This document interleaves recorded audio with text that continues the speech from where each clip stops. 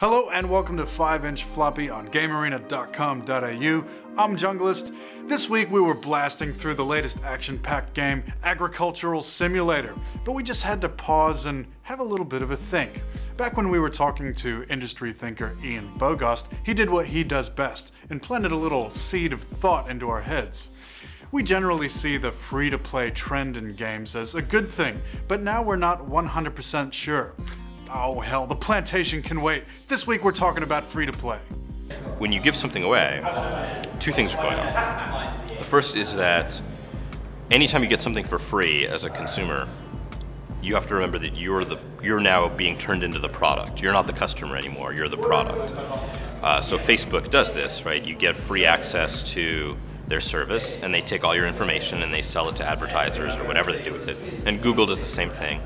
And social network companies do the same thing, but they're doing it in a slightly different way. They're taking your network and they're using it to grow their player base. And they need to do that because if only 1 or 2% of their customers are paying them, then they need the largest possible network. Arguably around 2009 was when the gaming industry hit an important milestone, monetizing longevity. By that point, counter-terrorists had been defusing terrorist bombs for over a decade. Bomb has been planted. The conflict between Terran, Zerg, and Protoss had become interesting enough to dedicate entire Korean television stations to. Get in there! Oh my god, what are we seeing? This is madness! Oh my god, Is he actually gonna kill this army? Yet for all the fame, prestige, and endless hours of gameplay, neither Valve, Blizzard, or Counter-Strike creator Gooseman ever saw an additional dollar. Longevity isn't lucrative, was the status quo. Why bend over backwards to please the most hardcore, angsty, and abusive of your fans when they're the definition of a liability after point of sale? It just wasn't worth it. This all changed with games like League of Legends. Hardly the first free-to-play game ever, but among the first in a generation to confidently come out of the gates completely free, with a good, consistent revenue stream afterwards. The object of League of Legends is to pierce the enemy's defenses and destroy the Nexus located in the heart of their base. MMOs quickly followed, eliminating their purchase price, introducing microtransactions, and increasing revenue. That was the start of a rapidly evolving business model that Bogost thinks is leaving traditional game purchases behind. Now, in order to be successful with a game in the free-to-play or very low-cost world of social games, mobile games, you need an enormous market, an enormous player base. So for someone like me who sometimes makes weird independent games, that ecosystem that's been created by these large companies make it harder for me to sell, let's say, 1,000 copies of an interesting niche product. And there used to be this aphorism that you could sell 1,000 of anything, and that makes sense if you're charging money for it. But if you're charging nothing for it, or 99 cents for it, or whatever, then it doesn't really matter if you sell 1,000 of anything. It's not going to move the needle. It's not going to allow you to invest in the next product, even at a very, very, very small scale. You know, often we talk about the kind of moral quandaries of social games. I mean, I've certainly talked about this plenty myself. It's about the design, the experience they create, the way that they kind of turn our friends into resources, the way they're compulsive, the way they do everything to extract dollars from us rather than to provide an experience. All that's true, but there's this other factor too, which is the way that marketplace sort of slowly eating away at other kinds of marketplaces or other kinds of contexts in which we could find new kinds of games.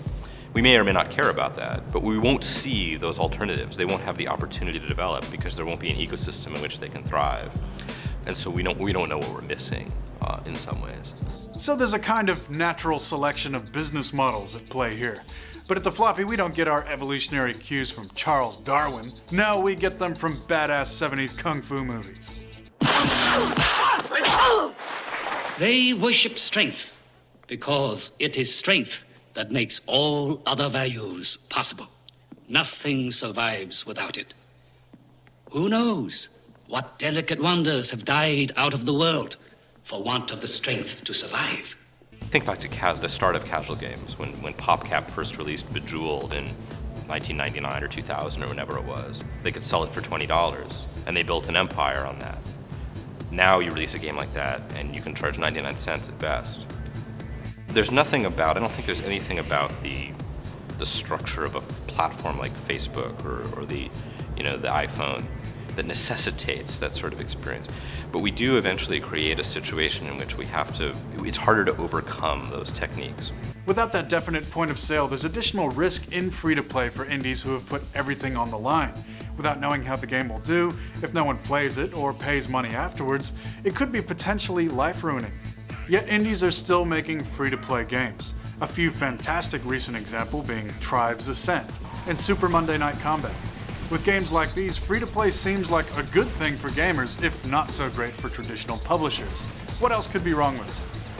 There's like processed food, you take agricultural product and turn them into like additives and preservatives and corn syrups and things like that, and then sell those cheaply into the food industry. If you look at it as like a metaphor, this sort of processed food industry as a metaphor, a company like Facebook is sort of processing our relationships, taking the complexity and weirdness of our interactions with our friends and family, and kind of evening them out, turning them into this mulch that then they can provide through a platform service to app developers, to game developers, and then they can use that raw material to make these social games, these so-called social games.